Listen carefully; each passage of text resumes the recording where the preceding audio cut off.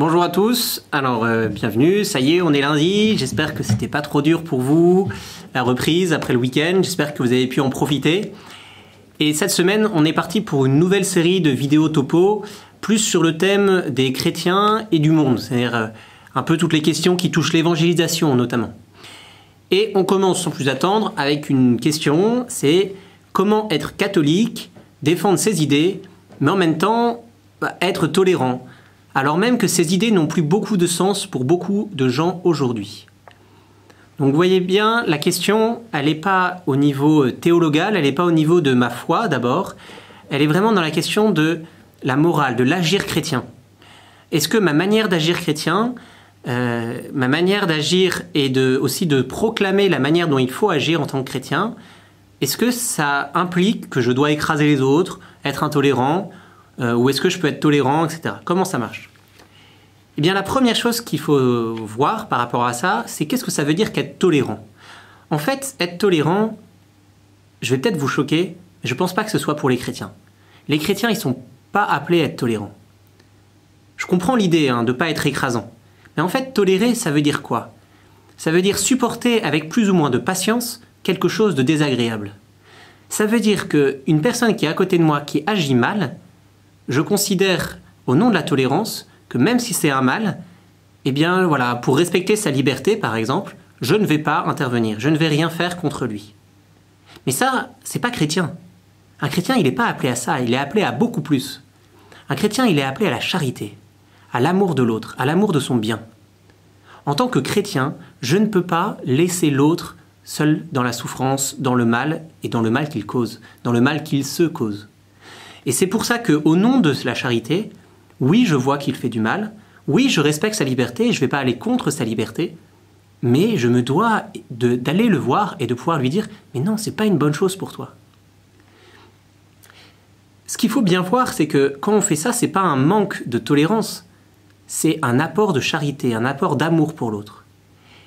Mais ça veut dire aussi que dans notre manière, et ça c'est la deuxième chose importante, dans notre manière d'agir, dans notre manière de proclamer le bien fondé de notre agir, il ne s'agit pas de défendre une idée, un système de valeurs, une institution. Vous voyez, ce n'est pas je vais défendre qu'il faut agir comme ça parce que le pape l'a dit, ou parce que l'Église, le magistère l'a dit.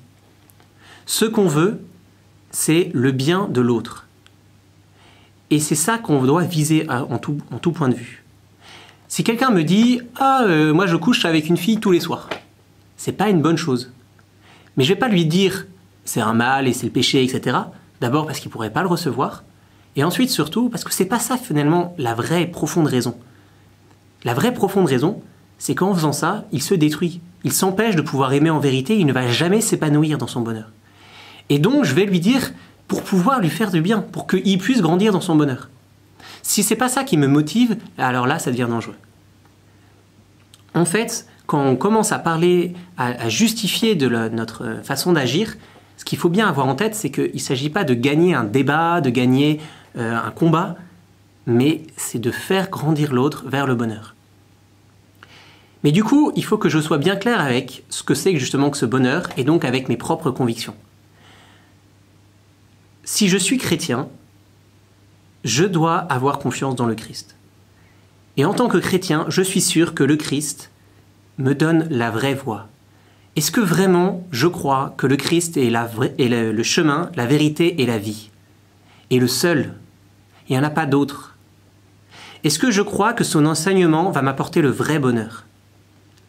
Et à partir de là, alors oui, ça prend son sens de pouvoir proclamer ça au monde. De pouvoir dire « j'agis comme ça et mes raisons sont valables ». Mais du coup aussi, ça suppose que les raisons que je vais invoquer, ça ne va pas être sang blanc. Ah, le Christ me l'a dit. Mais ça va être de dire « je crois que c'est une bonne chose parce que voilà les raisons qui me font dire que c'est une bonne chose ». Parce qu'en fait, l'amour véritable, il se vit comme ça et il ne se vit pas à la manière du monde. Si c'est juste pour défendre une institution qu'on se bat, pour défendre un système de valeurs, ça n'est pas bon. C'est même grave, car on laisse penser aux gens qu'on veut le bien de notre institution, le bien de nos valeurs, plus que leur propre bien. Et ça, c'est grave comme témoignage. Il faut donc aimer ce bien que nous donne notre foi, et montrer aux autres pourquoi c'est un bien aussi pour eux. Et c'est ça la charité. Et c'est comme ça qu'on peut éviter d'être intolérant ou écrasant. C'est comme ça qu'en fait, finalement, les autres pourront peut-être recevoir notre témoignage. J'espère que ça vous a répondu un petit peu et que Dieu vous bénisse. Bonne journée.